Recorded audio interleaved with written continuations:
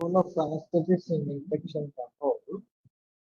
I prepared it from another article where evidence-based basic perioperative infection control assess the anesthesia work area, the efficacy of viral and bacterial pathogens, generating substantial reductions in pathogen transmission and subsequent infection.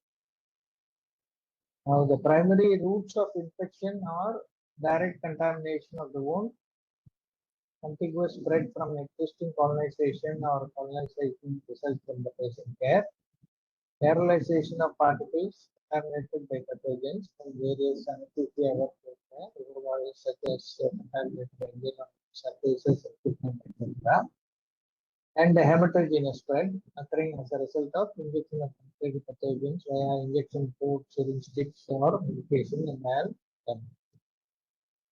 So the pre-hospital, pre-operative, intraoperative, post-operative, so they classify the chances. So the preparation starts from the pre-hospital care. Patient decolonization is done by effective nasal and skin decolonization to reduce the transmission and prescribe post-operative decolonization for patients with especially methicillin-resistant Staph aureus colonization. They give more importance to hand hygiene. Perform hand hygiene at least 8 times per hour during anesthesia care. And whenever there is a vascular access, effective disinfection of medication vials and injection ports is important.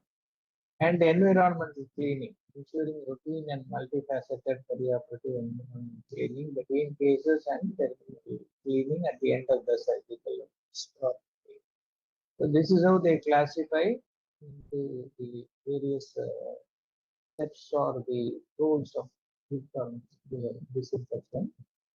The first thing is patient decolonization. What they mean by that is 2 doses of 5% nasal povidone iodine within 1 hour of surgical incision. Thus, this is considered as the nosocomial infections that are common that produce the wound infection. And you can give this on the morning of surgery or at least 2 days treatment, ideally day before and the day of surgery with 5% nasal mupirocin in ointment with 2% chlorhexidine gluconate twice or 4% shampoo. The patient can have a shampoo bath with this antiseptic for at least 2 days prior to surgery. And prescribed post-discharge decolonization also for patients with past MRSA result in healthcare exposure. And the epidemiology, usually the infecting organisms have been identified as Staph aureus, involving the skin sites like nares, axilla, groin, and decolonize the patient's skin sites, reduce the surgical site infection. So the preparation starts from the preoperative phase itself, and iodine can be managed preoperatively by anesthesia professional with 2 doses given prior to incision. And the second important thing they recommend is hand hygiene. Increased hand hygiene frequency during anesthesia care. Perform hand hygiene at least 8 times per hour during anesthesia care and at least 4 times per hour while providing care in the critical care environments. So they talked about ICU management also, in addition to the theatre preparations or theatre preventions that we take, and improve the frequency and quality of environmental cleaning to aid hand hygiene improvement effects. So I remember in Kasipoti, I was working in Stanley, we used to swab the floor after every case. So as soon as the first morning before the start at 7 o'clock, they will swab all the theaters, and the first set of patients will be wheeled in. And once the first list of surgeries completed and patient wheeled out, the theatre OT personnel will come and swab the floor before the next patient is wheeled in. That interval, and at the end of the day, you used to again wipe the floor completely And weekly once they used to have washing day where they used to swab and wipe all the walls also with uh, carbolic acid and the fumigation will be done. So that environmental cleaning also is a very important part in preventing infection. And contact the operating room with the operating room environment is frequent and fast-paced during provision of anesthesia care. Often it relates to the such touching of patient and the environment or the equipment. And hand hygiene should be performed before, after, and after the patient contact or before touching the patient and after bodily fluid exposure or after contact with contaminated environment or before performing any clean or aseptic task. So there are 5 recommendations before going or touching the patient, after doing the contact with the patient, or if there is any bodily fluid exposure or contact with contaminated environment, or before performing any clean or aseptic task. And these 5 moments of hand hygiene described by WHO, you rightly said, and inferred from published data, performing hand hygiene at least 8 times an hour significantly reduce the potential transmission events, which in practice none of us are doing. It is, I don't think, practically possible also. It is important to have hand sanitizers patient in each easy reach of intraoperative providers, including ideally in the several places around the anesthesia work area to facilitate use during fast-paced patient care. And this alcohol-based hand sanitizers can be placed on the anesthesia machine, or it can be mounted on the intravenous IV line pole.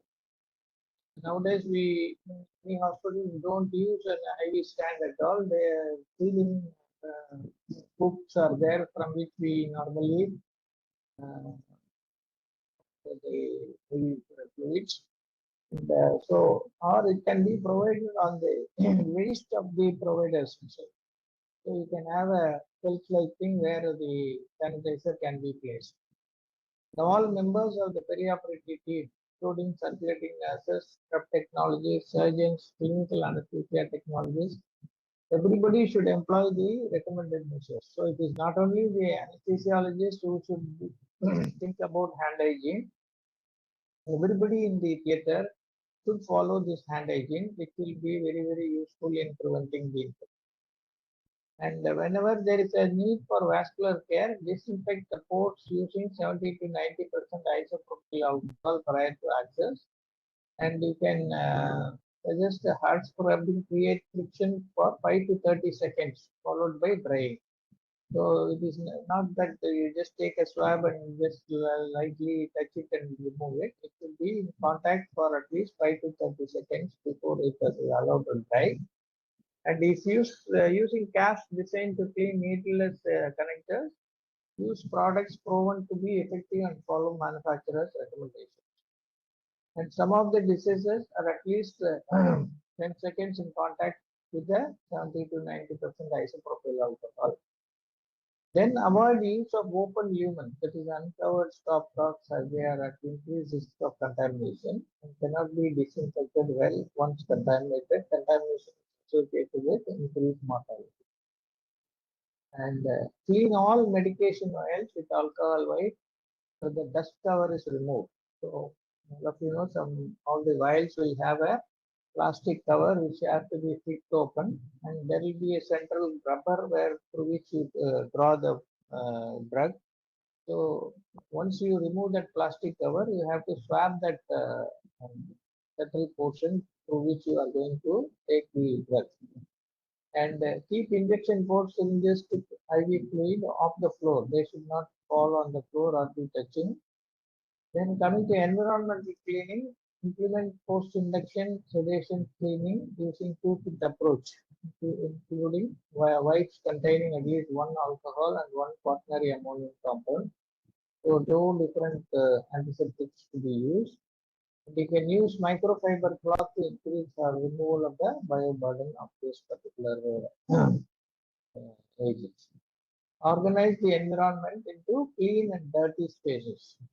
So segregate all dirty things into a separate area so that it doesn't spoil or goes into the clean area. And augment surface disinfection cleaning with ultraviolet irradiation with proven efficiency, effectiveness, and implementation feasibility. Use monitoring of targeted experimentation of more advanced cleaning procedures. Perioperative environmental can be routine between cases cleaning and terminal cleaning. You can, as I said, before the start of the surgery, in between cases, and at the end of the day. And environmental contamination peaks during induction and emergent anesthesia, and the periods of patient care that correlate with reducing hand hygiene complaints.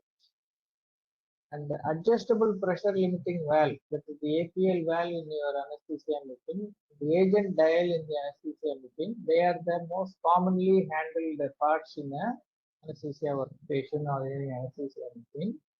And they have the potent transmission vehicle. Transmission even directly linked to the infection limit, development. So they should be kept quite sterile in these areas. So this is what has been given in a particular article. So I thought this three headings is very important. One is about the decolonization, that is preparation of the patient even before surgery, and then intraoperatively they give main importance to hand hygiene, and another important prevention is the environmental cleaning. So these are the three headings at which it can be discussed also. Plus whatever we have prepared, that also can be incorporated in it. Okay. Okay, sir.